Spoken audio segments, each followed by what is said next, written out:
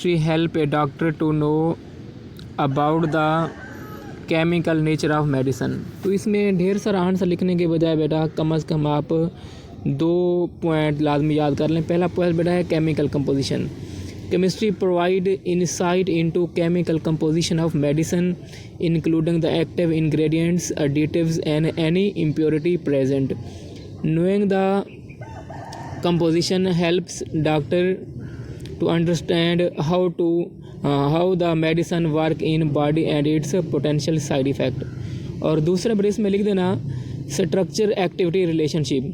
Chemistry help in understanding the relationship between the chemical structure of medicine and it's pharmacological activity. By studying SAR, doctor can predict how change in chemical structure of drug might affect its effectiveness, potency and safe profile। अब इसका बेटा मतलब है कि chemistry doctor को किस तरह help करती है। पहले तो बेटा ये है कि डॉक्टर को पता चलता है कि मेडिसिन के अंदर कौन कौन से अज्जा या केमिकल मौजूद हैं, और इसमें जो दूसरी बात पता चलती है कि एक मेडिसिन है जो पेशेंट यूज़ कर रहा है, डॉक्टर को पता है इफ़ेक्टिव है, लेकिन बेटा वो उसमें कुछ चेंजेस ला के उस मेडिसिन को पहले से बेहतर बनाना चाहते हैं। तो ये हमें कौन चीज़ बताती है? केमिस्ट्री बेटा बताती है। तो इस शार्ट क्वेश्चन के आंसर में आप पहले 2 पॉइंट्स बेटा लिख देना। नेक्स्ट बेटा शार्ट क्वेश्चन है, शार्ट क्वेश्चन नंबर बेटा 2। In what ways does technological innovation help to understand the development of new materials? अब दूसरे शार्ट क्वेश्चन का आंसर बेटा बहुत बड़ा है, आप इसके कम से कम 2 पॉइंट बेटा फर्स्ट वाले लिख देना। पहला है एडवांस्ड करैक्टराइजेशन टेक्निक। अब इसमें देखिए बेटा technological innovations have led to the development of advanced characterisation technique such as scanning, electron microscopy, electron transmission microscopy, X ray diffraction and atomic force microscopy. और दूसरा बेटा है computational modelling and simulation. Technological advancement in computational modelling and simulation enable researcher to predict the properties and behaviour of new material before they are synthesised और tested experimentally. तो इसमें मेरा 2 चीज़ें आप लिख देना। उसके बाद बेटा तीसरा शार्ट क्वेश्चन बेटा है differentiate between Jio chemistry and एस्ट्रोकेमिस्ट्री। इसका आंसर बेटा अच्छे तरीके में लिखा हुआ है, 2 पैराग्राफ बेटा लिखे हुए हैं, दरमियान में लाइन भी लगी हुई है। पहला है geochemistry. Geochemistry is branch of chemistry that deal with study of chemical composition, distribution and transformation of element compounds in earth crust. मतलब ये कि बेटा अर्थ क्रस्ट में जितनी भी चीज़ें पाई जाती हैं उनको स्टडी करना क्या होता है? जियो केमिस्ट्री है। और इसमें रॉक्स हैं, मिनरल्स हैं, सॉइल है, वाटर है, सारी चीज़ें। एस्ट्रोकेमिस्ट्री क्या है बेटा? एस्ट्रोकेमिस्ट्री is a branch of chemistry that deal with study of chemical process and reaction that occur in the astronomical environment. मतलब स्पेस के अंदर जो केमिकल रिएक्शन है, स्टार्स हैं, प्लैनेट्स हैं, कॉमेट्स हैं, इनको स्टडी करना क्या होता है बेटा? ये सारा एस्ट्रोकेमिस्ट्री। उसके बाद बेटा है ये बेटा है शार्ट क्वेश्चन नंबर 6। ये इम्पॉर्टेंट है। What are uses of nuclear chemistry? तो इसके कम से कम बेटा 3 आपको यूजेस आने चाहिए। पहला बेटा है nuclear power generation. One of the most prominent application of nuclear chemistry is in the generation of electricity through nuclear power plants। जो बेटा न्यूक्लियर पावर प्लांट्स होते हैं, थर्मल पावर प्लांट्स होते हैं, सबसे बेटा इलेक्ट्रिसिटी जनरेट होती है, लेकिन न्यूक्लियर पावर प्लांट से सस्ती इलेक्ट्रिसिटी क्या होती है? जनरेट होती है। दूसरा बेटा है मेडिकल इमेजिंग एंड ट्रीटमेंट। इसमें भी यूज़ किया जाता है केमिस्ट्री को। Nuclear chemistry play a vital role in medical diagnostic and treatment. Nuclear medicine therapy such as radiation therapy and targeted radionuclide therapy utilise radioactive isotope to treat cancer and other disease. इसमें मेरा ये होता है cancer के इलाज के लिए या उनके टेस्ट के लिए रेडिएशन को यूज़ किया जाता है, रेडियो एक्टिव आइसोटोप्स यूज़ किए जाते हैं तो ये सारे न्यूक्लियर केमिस्ट्री इसमें यूज़ होती है। और तीसरा बेटा है radiation therapy. Nuclear chemistry is used in radiation therapy to treat cancer by targeting and destroying the cancer cell with ionising radiation. इससे बेटा क्या होता है, रेडिएशन से कैंसर सेल को डिस्ट्रॉय कर देते हैं, ख़त्म कर देते हैं। तो यहाँ पे भी न्यूक्लियर केमिस्ट्री यूज़ होती है।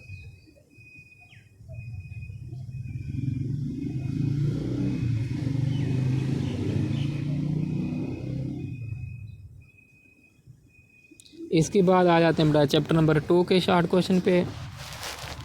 और चैप्टर नंबर 2 में भी काफ़ी चीज़ें डिस्कस की गई हैं बेटा, हम उनको डिस्कस करते हैं। पहला है can you right the formula of carbon dioxide. बहुत ही सिंपल शॉर्ट क्वेश्चन है कि कार्बन डाइऑक्साइड का फार्मूला क्या है बेटा, CO2। तो ये आपने बेटा लिख देना है।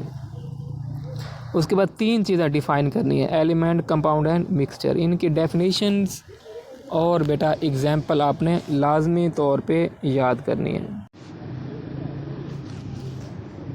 पहली बेटा डेफिनेशन एलिमेंट की। Element is a substance composed of atoms that have same number of protons in their atomic nuclei. Elements are simplest form of matter and can not be broken down into simple substances by chemical means. मतलब किसी भी substance का सबसे जो छोटा unit है उसको हम एलिमेंट कहते हैं। उसमें सेम टाइप्स के क्या होते हैं बेटा, एटम्स होते हैं। और आप जानते हैं बेटा एग्जाम्पल में एलिमेंट्स के टोटल पैराग्राफ 118 एलिमेंट है, जिसमें हाइड्रोजन है, ऑक्सीजन है, नाइट्रोजन है, गोल्ड है, आयरन है, ये सारे बेटा एलिमेंट्स हैं। दूसरी डेफिनेशन बेटा कंपाउंड की। जब 2 या 2 से ज़्यादा एलिमेंट्स बेटा आपस में कंबाइन होते हैं तो फिर क्या बनते हैं बेटा, कंपाउंड्स बनते हैं। अब बेटा कंपाउंड की डेफिनेशन है, ए compound formed when 2 or more different atoms chemically combine it form compound. अब याद रखना बेटा जो कंपाउंड होते हैं उनमें फिक्स रेशियो होती है कि रेशियो से क्या होते हैं बेटा, एलिमेंट कंबाइन होते हैं। अब इसमें वाटर कंपाउंड है जिसका फार्मूला है बेटा H2O, कार्बन डाइऑक्साइड कंपाउंड है जिसका फार्मूला है CO2, सोडियम क्लोराइड कंपाउंड है जिसका फार्मूला है NaCl, ग्लूकोज एक कंपाउंड है जिसका फार्मूला है C6H12O6। अगर बेटा एलिमेंट कंबाइन हो, उसमें कोई फिक्स रेशियो ना हो, तो फिर क्या बनता है बेटा, मिक्सचर बनता है। तो तीसरी डेफिनेशन बेटा मिक्सचर की है, it is substance formed when 2 or more substances physically combine it form mixture. A mixture is combination of 2 or more substances that are physically mix together but not chemically. अब इसमें physically चीज़ें combine होती हैं, chemically combine नहीं होती। इसमें example में है एयर की। एयर में देखें हाइड्रोजन, ऑक्सीजन, कार्बन, नाइट्रोजन सारे मिक्स होते हैं बेटा। तो ये बेटा मिक्सचर है, इसमें केमिकल रिएक्शन नहीं होता, सारी अलग-अलग रहती हैं। तो ये हमारे पास बेटा मिक्सचर की एग्जांपल है। उसके बाद बेटा देखें अब 4th chart question, differentiate between concentrated dilute solution. अब कंसनट्रेटेड और डाइल्यूट सोल्यूशन में क्या करना है बेटा, फ़र्क करना है। पहला है डेफिनेशन, कंसनट्रेशन जो कंसनट्रेटेड बेटा सोल्यूशन होता है, concentration of solute is very high in concentrated solution. Concentrated solution में बेटा कंसनट्रेशन हाई होती है सोल्यूट की, और डाइल्यूट में क्या होती है, कम होती है। उसके बाद दूसरा पॉइंट बेटा है high solute to solvent ratio.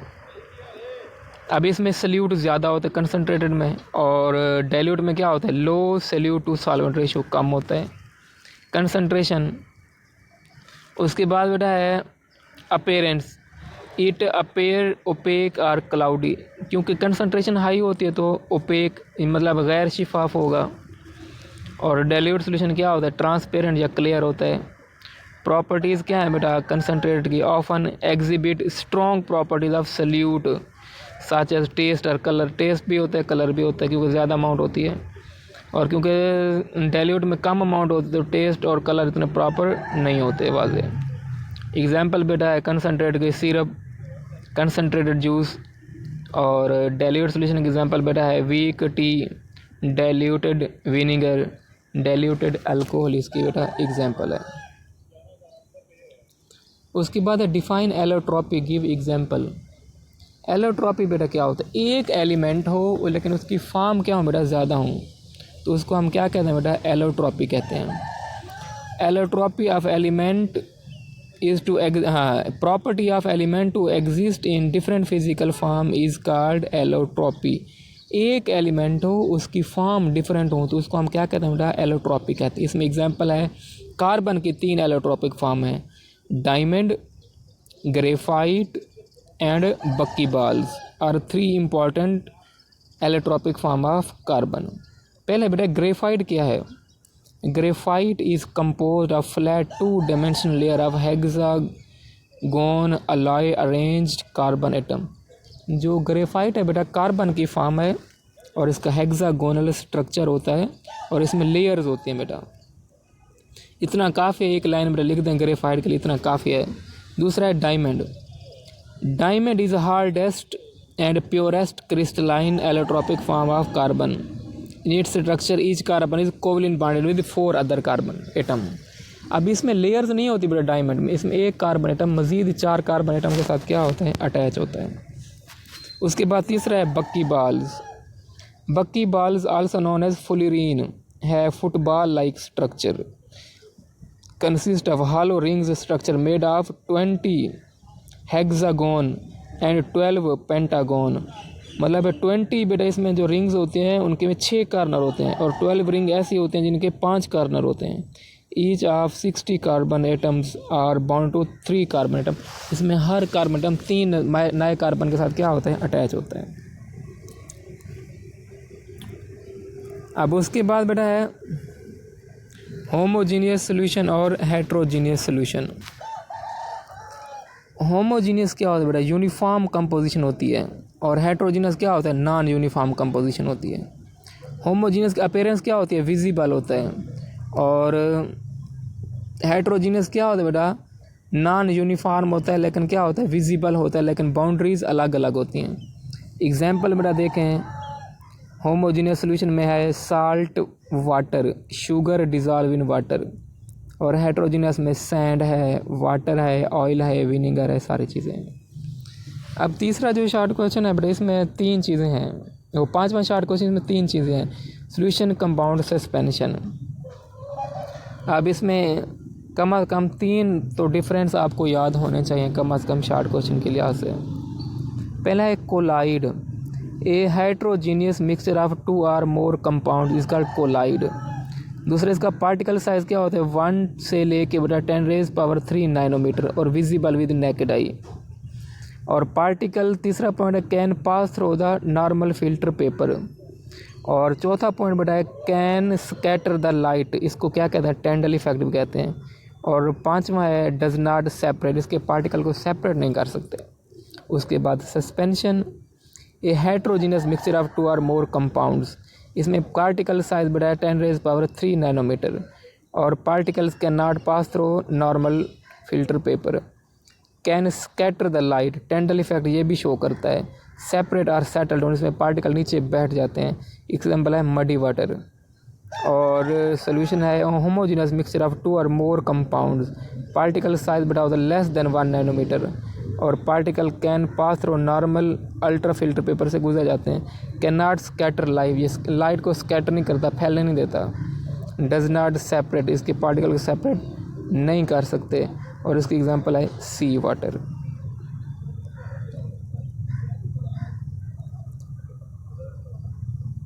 उसके बाद डिस्क्राइब, ये बेटा 6 chart question, if there are 18 proton in argon atom what is atomic number of argon. बेटा जितने प्रोटॉन होते हैं उतने क्या होता है, एटॉमिक नंबर होता है। 18 प्रोटॉन है तो एटॉमिक नंबर भी कितना होगा, 18 होगा। 7 शार्ट क्वेश्चन है describe state of matter with example. बेटा स्टेट ऑफ मैटर बेटा 4 हैं, चारों को क्या करना है, डिफाइन करना है। पहले सॉलिड, सॉलिड है फिक्स शेप फिक्स वॉल्यूम, और एक एग्जाम्पल क्या है, आइस है, डायमंड है। दूसरा liquid, no definite shape but definite volume, shape तो वाज़ नहीं होती लेकिन वॉल्यूम वाज़े होता है।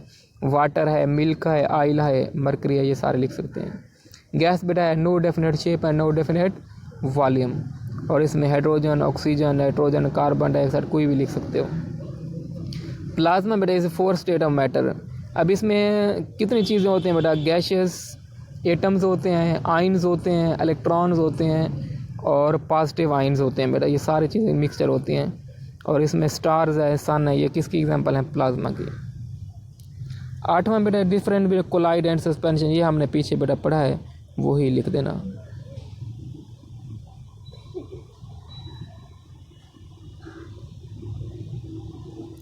अब बेटा शॉर्ट क्वेश्चन चैप्टर नंबर 3 के शॉर्ट क्वेश्चन पे आ जाते हैं। पहला बेटा है distinguish between shell and subshell. अब बेटा पहले आपको मैं समझाता हूँ, न्यूक्लियस के अराउंड जो पाथ होता है जिस पे इलेक्ट्रॉन मूव करते हैं उसको कहते हैं शेल। पहला शेल के, दूसरा एल, फिर एम, फिर एन। अब इस शेल के अंदर जो फिर छोटे छोटे पाथ होते हैं उनको क्या कहते हैं बेटा, सब शेल कहते हैं। सब शेल कौन से होते हैं, एस, पी, डी, एफ, इन सब को क्या कहते हैं बेटा, सब शेल कहते हैं। तो पहला है according to Bohr atomic theory electron in atom revolve around the nucleus in one of circular path called shell or orbit. पहले के लिए n1 होता है, दूसरे के लिए n2 होता है, तीसरे के लिए n क्या होता है, 3 होता है। जब n1 होगा तो पहला शेल, जब n2 होगा तो दूसरा शेल, जब n3 होगा तो तीसरा शेल होगा बेटा। उसके बाद बेटा दूसरा शॉर्ट क्वेश्चन है Y atom is electrically neutral. अब इसका आंसर अपनी वर्डिंग में भी लिख सकते हो बेटा। इलेक्ट्रिकल न्यूट्रल क्यों है बेटा, because it contains equal number of protons and electron. आप जानते हो प्रोटॉन पे बेटा पॉजिटिव चार्ज होता है, इलेक्ट्रॉन पे नेगेटिव चार्ज होता है। तो जितने प्रोटॉन पॉजिटिव चार्ज होगा उतना नेगेटिव चार्ज होगा, तो एटम इलेक्ट्रिकली क्या होगा, न्यूट्रल होगा। How many subshell are in N subshell. अब इसमें कितने होंगे बेटा, 4 होंगे, S, 4P, 4D और 4F। और बेटा है चौथा short question, give notation for the subshell of M. M में कितने सब शेल होते हैं, एम तीसरा शेल है तो उसमें बेटा 3S, 3P और 3D होंगे।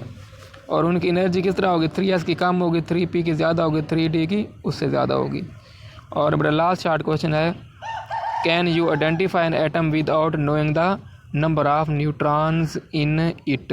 तो क्या आप बता सकते हैं न्यूट्रॉन के बगैर एटम को आइडेंटिफाई कर सकते हैं। जी हाँ बेटा कर सकते हैं आइडेंटिफाई, क्योंकि हम तो एटम को आइडेंटिफाई करते हैं बेटा नंबर ऑफ प्रोटॉन से, तो न्यूट्रॉन के बगैर हम इसको आइडेंटिफाई कर सकते हैं। तो इसका आप आंसर लिखेंगे yes, by using the following formula we can identify the atom without knowing the number of neutron in it. पहले number of neutron is equal to atomic mass minus atomic number. Here atomic number is equal to Z। ये किसके equal होता है बेटा, number of protons is equal to number of electrons. और atomic mass किसके equal होता है बेटा, number of protons plus number of neutrons. तो यहाँ तक बेटा हमारा मुकम्मल हो गया चैप्टर नंबर 3 की इंपॉर्टेंट शॉर्ट क्वेश्चन। इनको बेटा आपने क्या करना है, अच्छी तरीके से याद करना है।